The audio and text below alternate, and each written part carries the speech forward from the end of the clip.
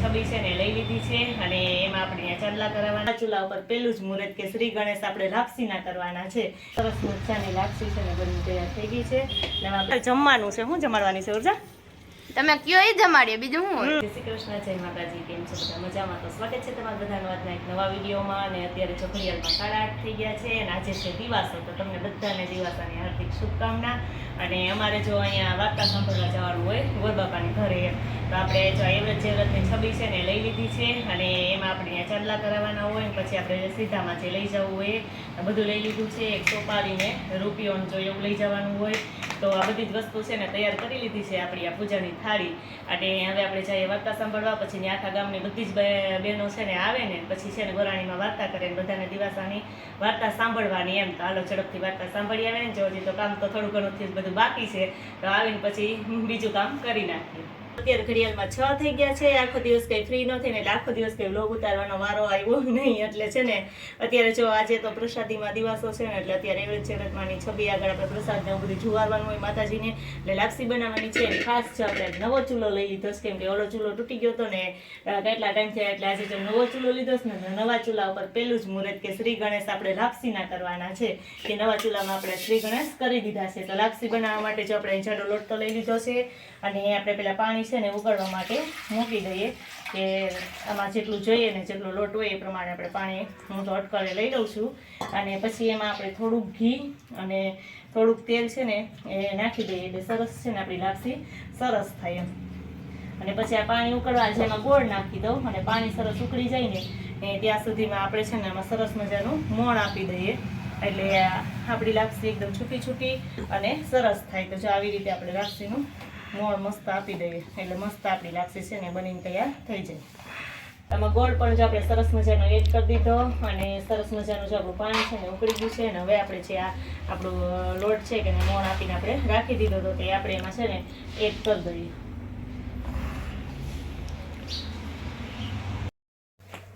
હવે જો આપણે લાપસીમાં છે ને વેરણાની મદદથી આપણે છે ને આમાં છે ને કાણા પાડી દઈએ, કારણ કે આમાં ફરજિયાત કાણા તો આપણે પાડવાના જ હોય. એટલે જો મસ્ત મસ્ત આપણી લાપસી છે ને હમણાં ચડીને તૈયાર થઈ જાય.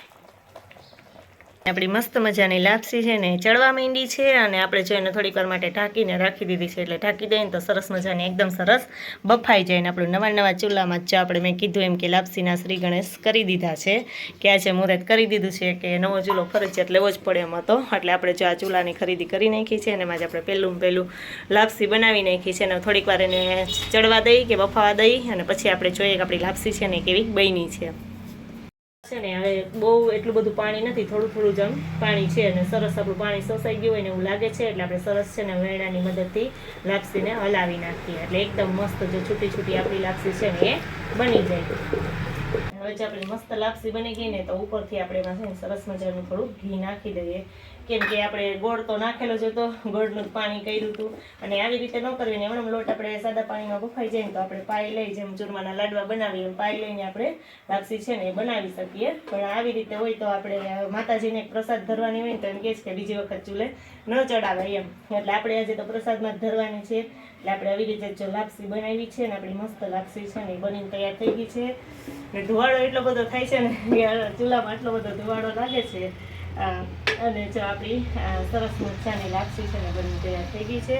અને આપણે આને થોડીક વાર ઠંડી થવા દઈએ અને પછી આપણે માતાજીને ધરી દઈએ પ્રસાદી અને પછી જમી લઈએ.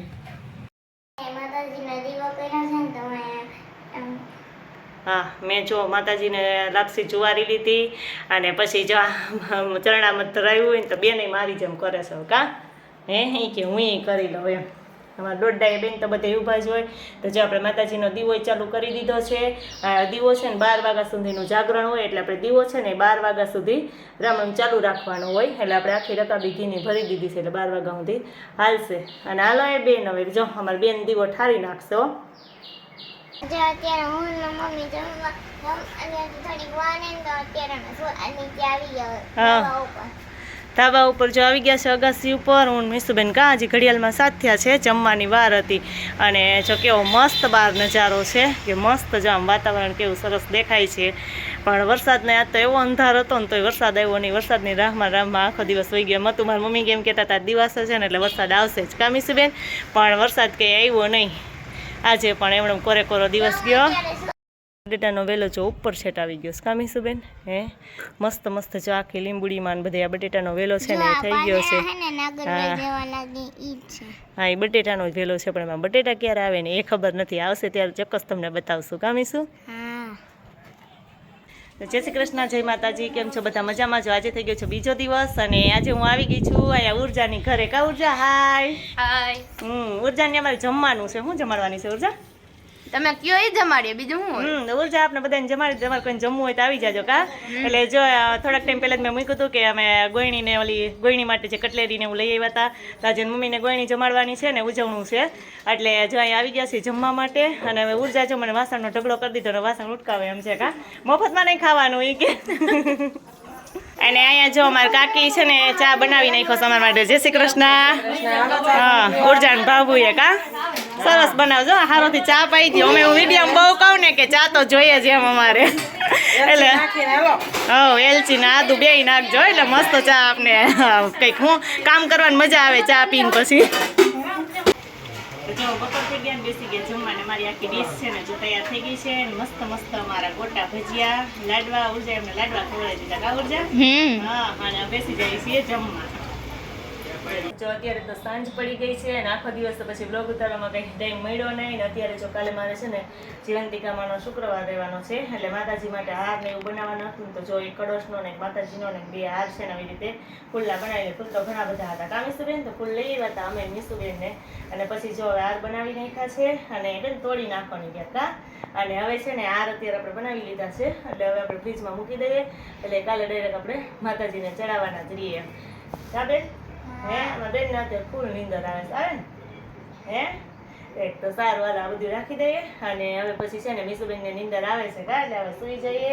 અને આ સાથે આજનો વિડીયો એન્ડ કરીએ છીએ. જો તમને અમારો વિડીયો ગમે તો લાઈક કરી દો, શેર કરી દો, સબસ્ક્રાઈબ કરવાનું ભૂલતા નહીં. આવજો.